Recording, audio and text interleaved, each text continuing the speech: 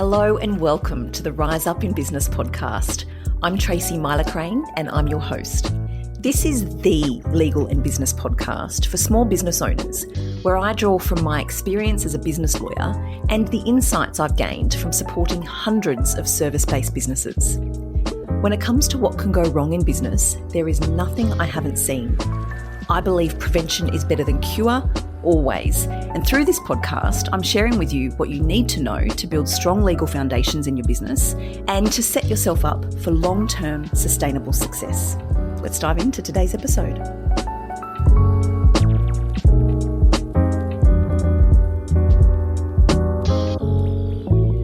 You started your business with a contract that you downloaded online, or you bought a template, or someone gave you a copy of theirs, and it did the job.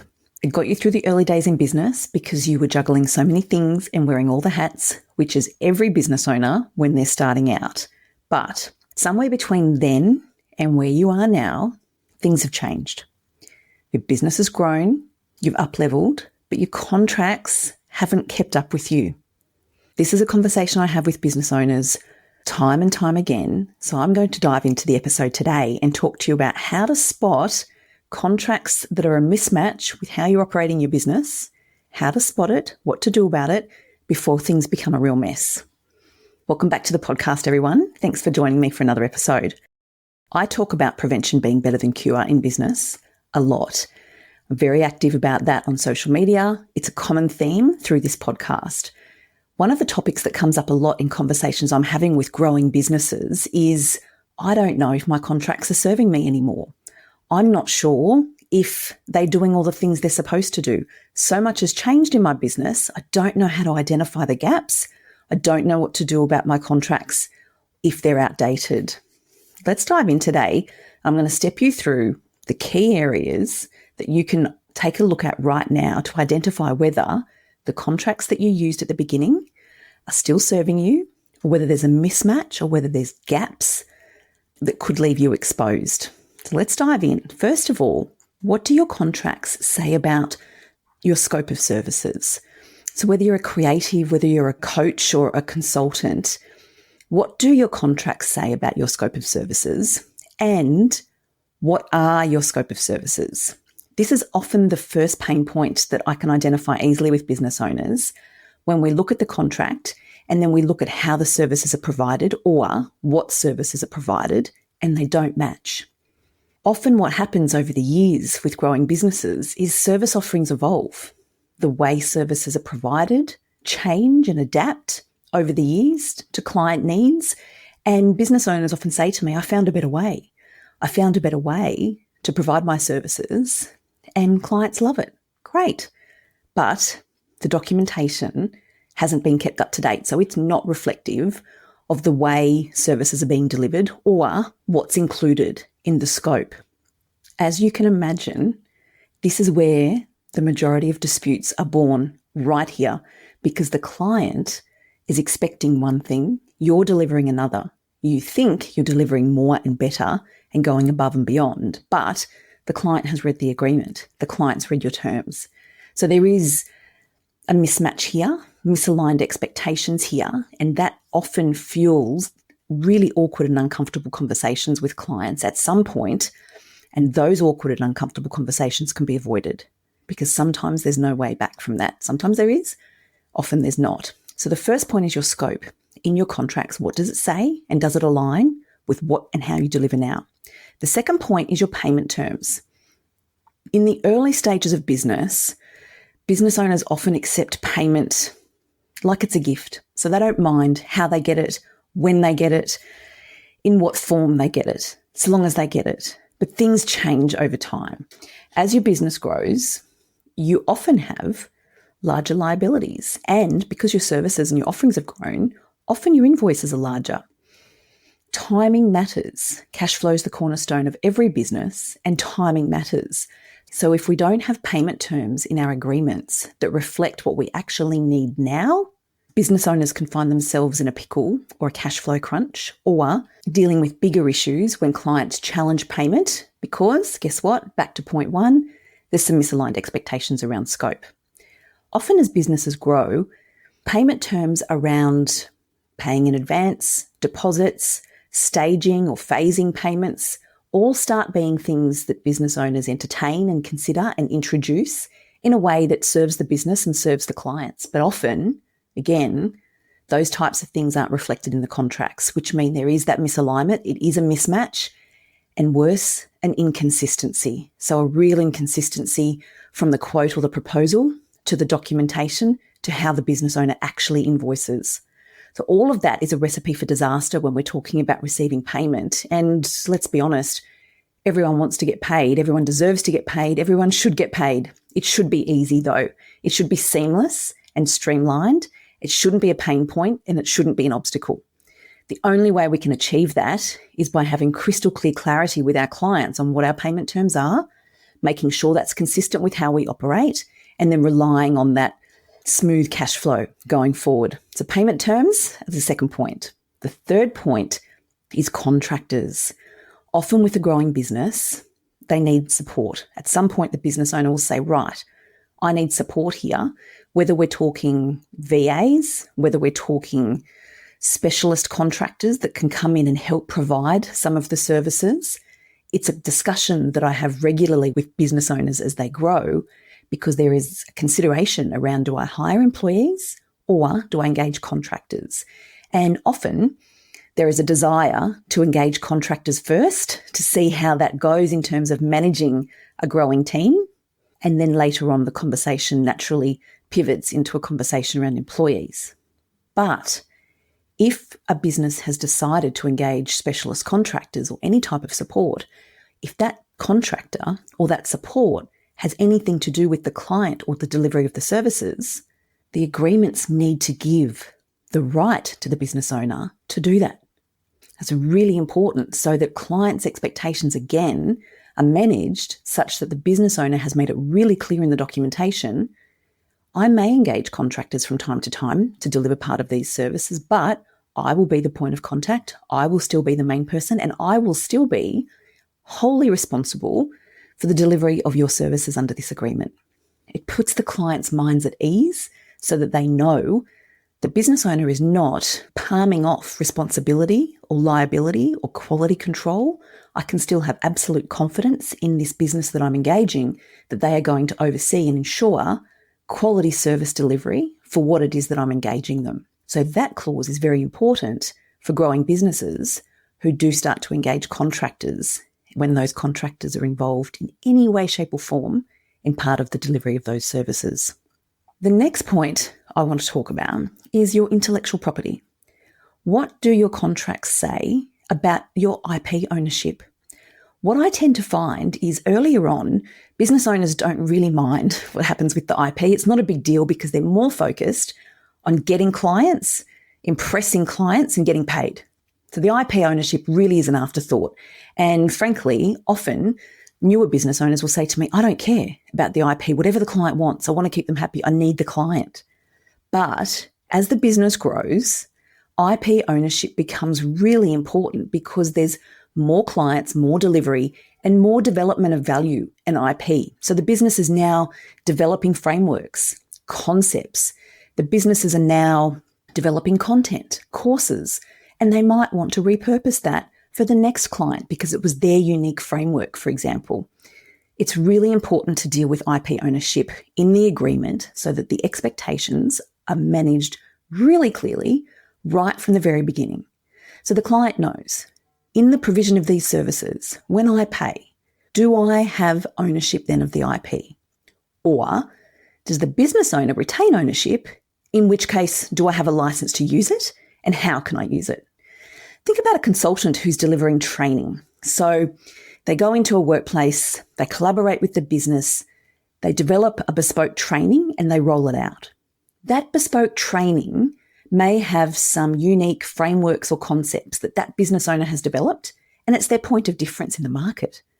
That means they want to use that framework because it's theirs for their next client and the one after and the one after. So it's really important that the business makes it clear that they retain ownership of their pre-existing IP around their frameworks and methodologies and things like that. It then needs to be really clear to the client what they can and can't use the IP for. So there'll be a license clause in the IP clause here, and it'll say something like, we're granting you a license to use it for this purpose. Often, that business owner wants to make sure that that client doesn't take their material, bring someone in-house or use someone that's already there, and start rinsing and repeating that training. That's a common pain point or a common concern that I talk to growing businesses about. They're concerned to make sure that the business can't then go and roll out that training on their own without at least talking to or obtaining consent from the consultant, because it was their IP. Really important. If you're a creative and you're doing a creative project for a client, who owns the IP when you're finished? If you're an interior designer, do you maintain IP ownership of your drawings, your concepts? Or upon full payment, are you assigning that IP to the client, in which case they can do whatever they want with it? They can take it to another designer, they can take it to an architect, they can build another property, or whatever it might be. The decision is unique to you. And I have interior designers who do it both ways. Some say it's fine. Once I've created the IP, it's yours. When you've paid, no problem. Others say, no, I own the IP.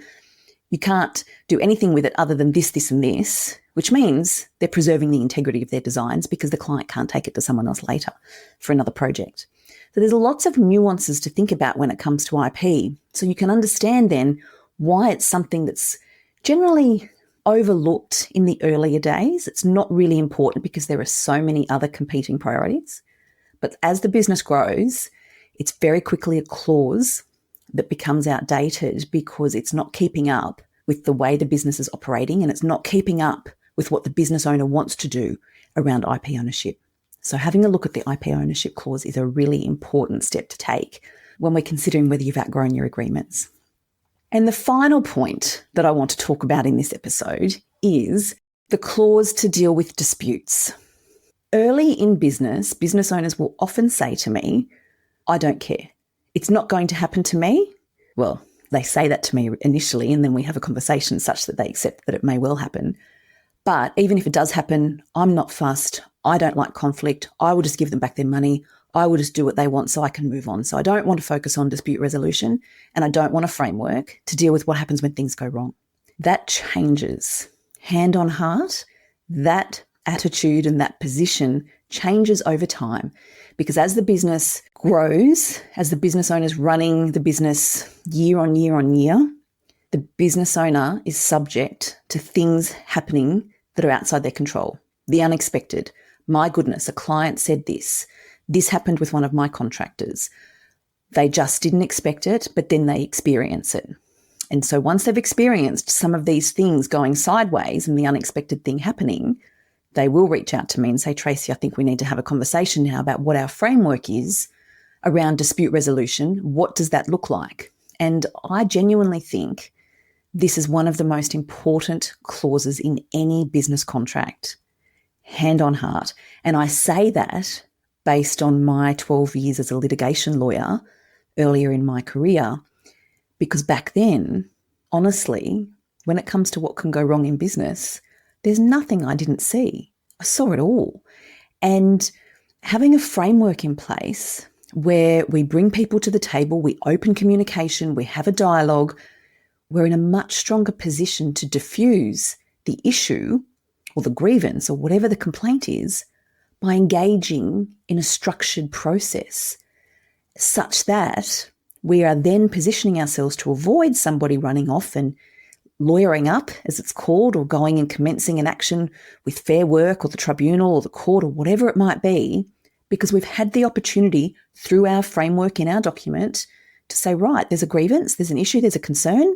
Let's talk about it. What is it? Outline it, talk about it, engage. There's a whole host of different ways you can approach it.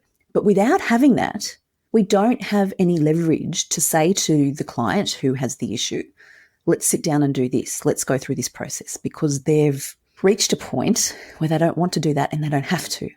But if we have the framework in our documentation, then they do have to. And we are setting ourselves up for success here to diffuse the issue, to resolve the issue, and hopefully to preserve the relationship before it's fractured such that we can continue on. And as business owners, I don't need to tell you how important it is to have that ability, because Unhappy clients will always tell more people than happy clients. We all know this. We've all read the stories. We've all read the articles. We all know the data. And business owners don't want to have to deal with the ripple effect of that negativity, that negative feedback, that negative review, that negative word of mouth. It's the reverse. Business owners want to be able to set themselves up for success, to not just meet client expectations, but to exceed them, so that we have repeat clients, positive reviews, positive word of mouth referrals. Those things are priceless for a business owner on the growth trajectory. Therefore, your clause for dealing with what to do when things go sideways is really important.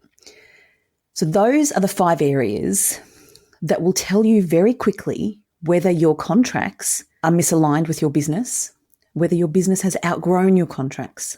Those are the areas to look at. The costs of not having proper contracts are significant. It's not just unpaid invoices. It's not just having to write off those invoices and the impact on your profit. It's the energetic cost and the cost to your business when your finger's not on the pulse, and instead of engaging in revenue generating activities, or instead of focusing on growth and the trajectory, you're off dealing with issues with clients that could have been avoided if the contracts had have kept up with you and if the contracts support the business for where it is now and where it's headed. There's a real cost around that. And like I just touched on a moment ago, the flow-on effect or the ripple effect to those unhappy clients is considerable.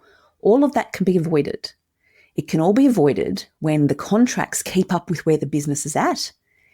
And by taking a moment to pause and have a look at and reflect on the documentation you have in the business and being grateful for how well it served you till now, but identifying that what got you here is not going to get you there, and that there is a whole host of risk now associated with contracts that don't align. So now that I've shared that with you, what are we going to do about it? What do you do from here? I've shared those things with you. What are the next steps, Tracy? What do I do? The first step is to audit what you have.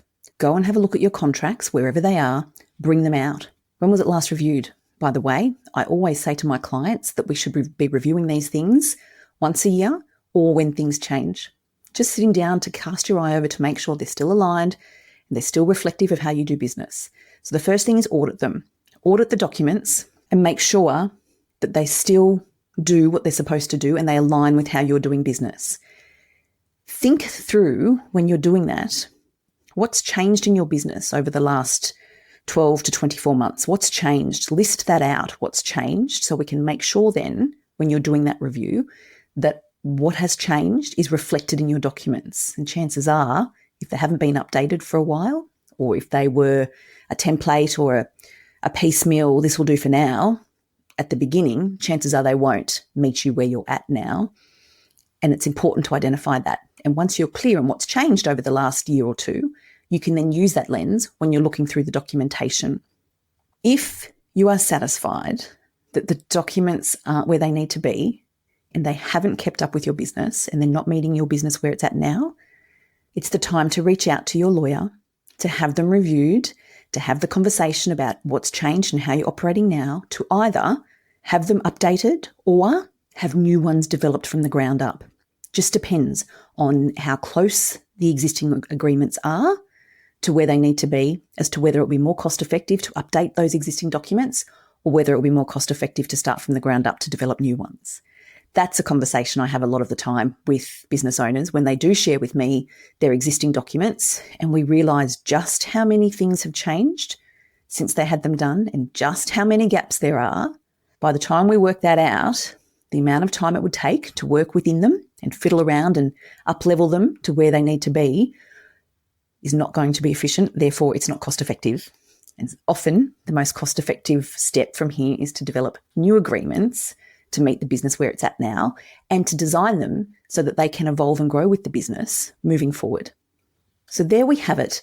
There is my short and sharp episode on how to identify whether your business has outgrown your documents and what to do to work through that process. So just to recap, first, have a look at your scope. Does the scope of services framework in your documents align with what and how you deliver now? Then have a look at your payment terms. Do your payment terms align with how you invoice and require payment to be made? Deposits, staging, phasing, all the things. Is all of that accurately reflected in your agreements? The third thing is your right to use contractors, a really important one in a growth phase. The fourth is your IP, ownership. Is it clear? Is it right? Does it align with your intentions now? And then the fifth is your dispute resolution clause, the really important clause that's going to lay out the framework for you when things go sideways or when something unexpected happens. That's where I suggest you start when reviewing your agreements to make sure that they're doing all the things that they need to be doing. If those boxes aren't ticked, if you're not completely confident when you're doing this review, reach out, let's have a conversation. Either reach out to your business lawyer who drafted them for you to ask the question around reviewing and updating or what that might look like. And if you don't have a business lawyer, you are most welcome to reach out to me. We can have a conversation, take a look at the documents and see what it is that we need to do to set you up for sustainable success moving forward.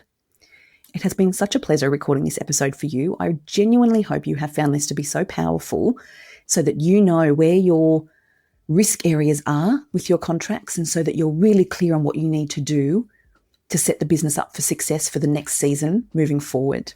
As always, if you know of a business owner that you think would benefit from listening to this too, please feel free to share this episode with them in any way, shape or form. I would be so grateful because together that's how we get the podcast into the ears of even more business owners.